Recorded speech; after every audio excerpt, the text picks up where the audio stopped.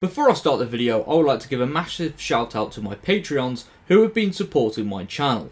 If you would like to check out my Patreon and receive early access to some very exciting videos coming soon, then please click the link in the description below. Hi, my name's NerdDen, if you didn't know. Well, my name's Jack, but the YouTube channel's called NerdDen. But anyway, today I am going to be reading an article from Doctor Who TV, which caused a bit of a disturbance on the Twitter sphere about a week ago, but obviously I was finishing uni work and stuff, so I didn't have the opportunity to read it. But it's a very interesting little article. Okay, so this is a guest feature. Is Doctor Who being Disneyified? The warning signs. Okay, so this is a very interesting one. Doctor Who TV, used to be the main source of Doctor Who news and information, whereas these days you get stuff on Twitter in terms of filming news and stuff like that.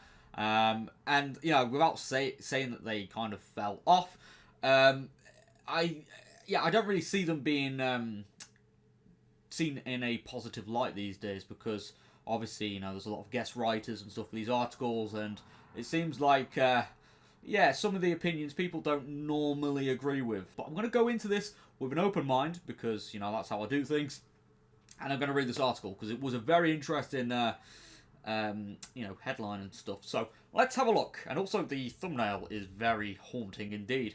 But Mickey Mouse is in public domain now, so you can do whatever the hell you want. Anyway, so okay, the Disneyification. The definition is the process of transforming something, often a story or a cultural product, into a form that is more palatable, family-friendly, and commercially viable, typically in style associated with the Disney brand. The act of simplifying, idealizing, or making something more mainstream, often at the expense of complexity, originality, or artistic integrity.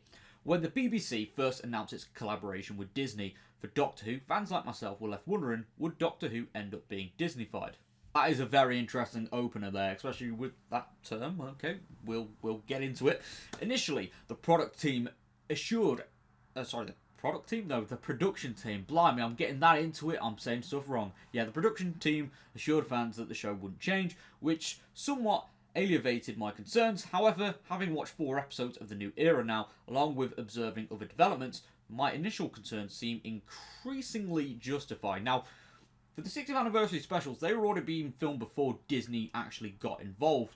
Disney visited the sets of one of the 60th specials. I think it might have been the Wild Blue Yonder. I'm not entirely sure. And that's where the deal was struck. So, yeah, okay, I guess the Church on Ruby Road was kind of the first one where the marketing and all that sort of stuff, and I think the funding as well, did start to happen. And then season 1, which will be releasing this May, is going to be the big push. So I don't think we're in trouble just yet. But, or, you know...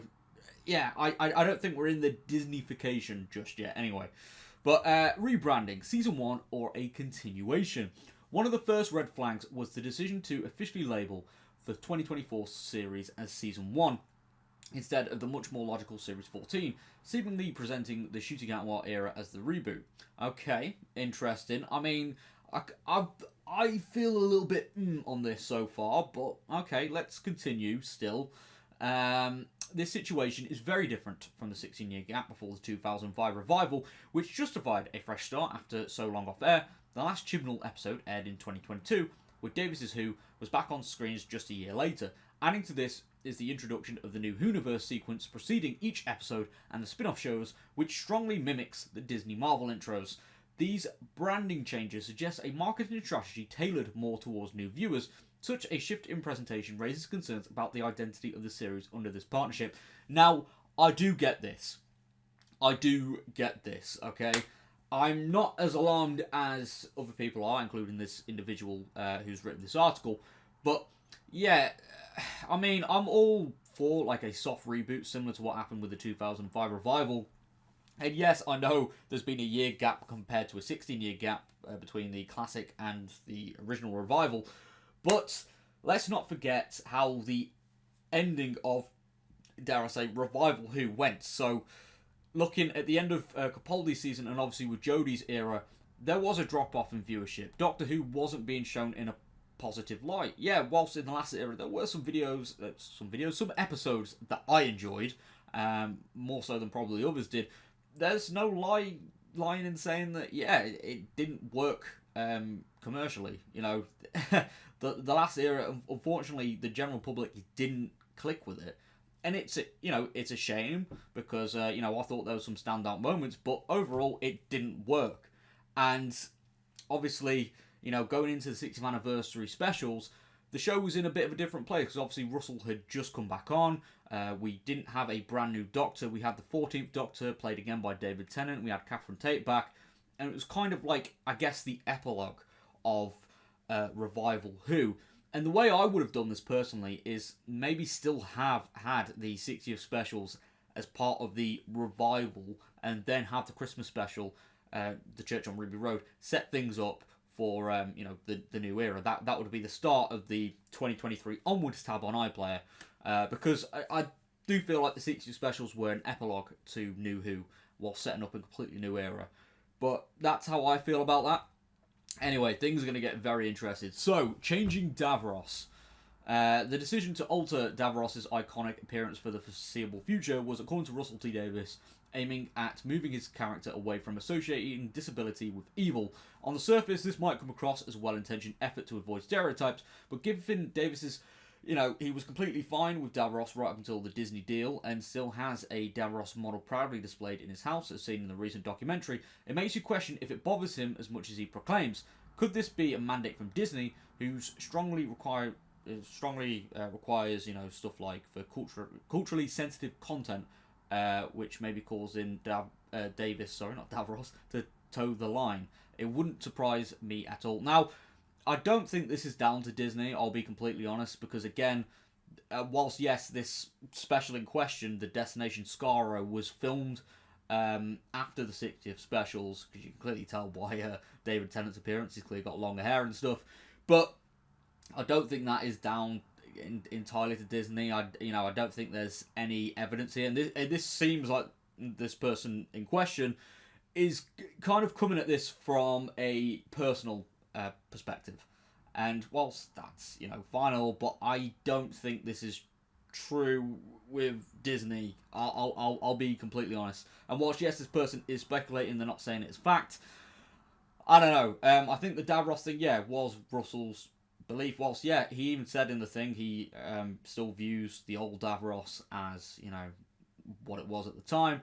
The new one was his idea of trying to move away from stereotypes, and the future will tell whether Davros does return, and if this is the new Davros, whether it works with audiences or not, we will find out. So yeah, that's what's going to be said there. We move on to the bi-generation. The introduction of bi-generation is a concept that deviates from the long-established regeneration process of Time Lords. The idea seems to align with Disney's trend in its franchises where characters are rarely given conclusive endings, keeping them alive for potential future story arcs. Obviously, the Marvel Cinematic Universe. Davis even said bi-generation led to the creation of the Doctorverse. So, yeah, I don't have to read any more of this because we've already spoken about this on the channel. I didn't mind the bi-regeneration when it came to just David and Ncuti. It'd just been a unique thing because of the toy maker's involvement in the 14th Doctor's death. It kind of felt a little bit unique, and there we go. Okay, we've got two Doctors, living in the same universe. That's kind of cool and all that. But I also do share the opinion that with the Doctor's verse, which he said in the video commentary for the Giggle, I don't agree with that. Obviously, because that, now sets up things like Tales of the TARDIS and stuff like that. And I don't know, it just cheapens regeneration entirely. And yeah, that's how I feel about bi-regeneration. I didn't mind it as a unique thing, between Tennant and Ncuti, but the fact that it has been done to basically allow older Doctors to return whenever, I don't know, it just kind of cheapens it a little bit. So, yeah.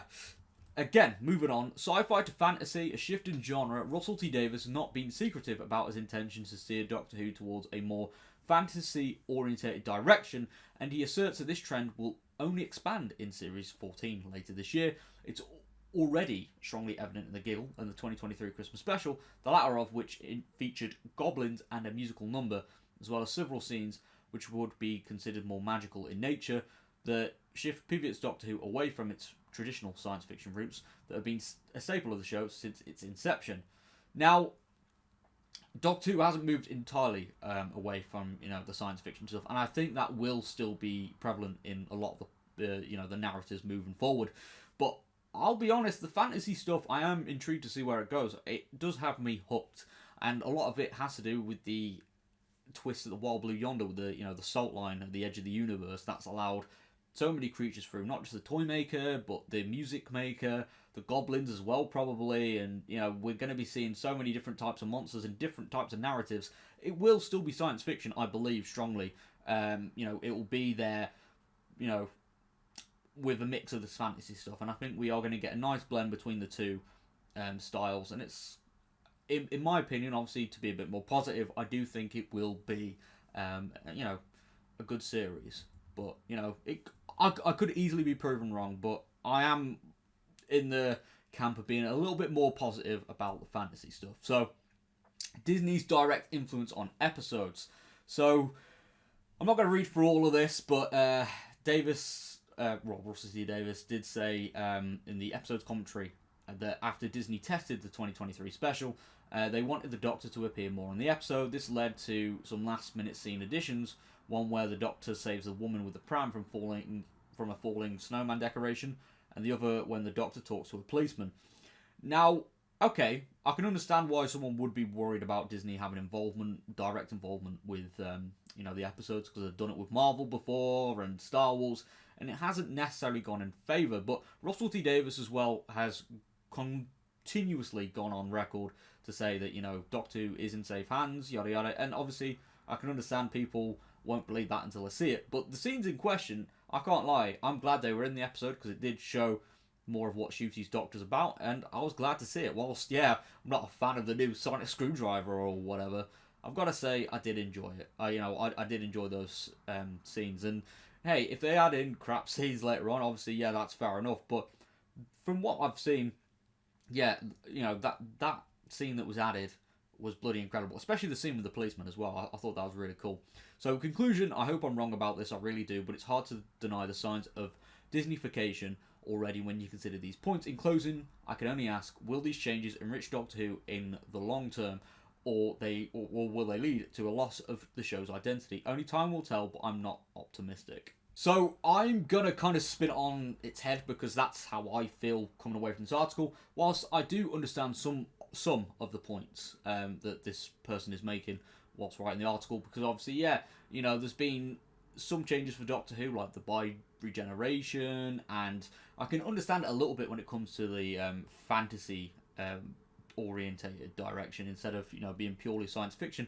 I understand, because Doctor Who, it's a show about change, but when it comes to things changing, people are worried. But I am willing to see all this stuff happen first, before saying that Disney have killed Doctor Who, Disney are doing this, Disney are doing that, because Disney didn't have a direct involvement in the 60th specials. Obviously, the Church on Ruby Road, I think, was the first episode where they got involved in, and then season 1 or series 14, whatever you want to call it, that will be where that is Disney Who. That is going to be Disney's involvement with marketing and all that stuff. That is when we are going to be seeing Disney's true involvement with the show. And then obviously, once that's finished, we get to, I guess, decide as fans, did we enjoy it, did we not, yada yada. But I think right now it is really early to say that, Disney have ruined Doctor Who. Because, people have their opinions about what they've seen so far. And I'd be honest, you could probably say, okay, Bad Wolf have either, saved Doctor Who, they've continued the success of Doctor Who, or they've killed Doctor Who. And same with the BBC. But Disney, it's very early days. So, regardless of your opinions and stuff like that, I'd personally say, obviously, I can't control or say, like, you've got to do this, you've got to do that. I'm going to wait until season 1 has aired, past May, and then we'll see what happens. So, with that being said, thank you so much for tuning into today's video. I apologise for it being a late one, but I've just been a bit busy today. So, anyway, thank you so much for all the support.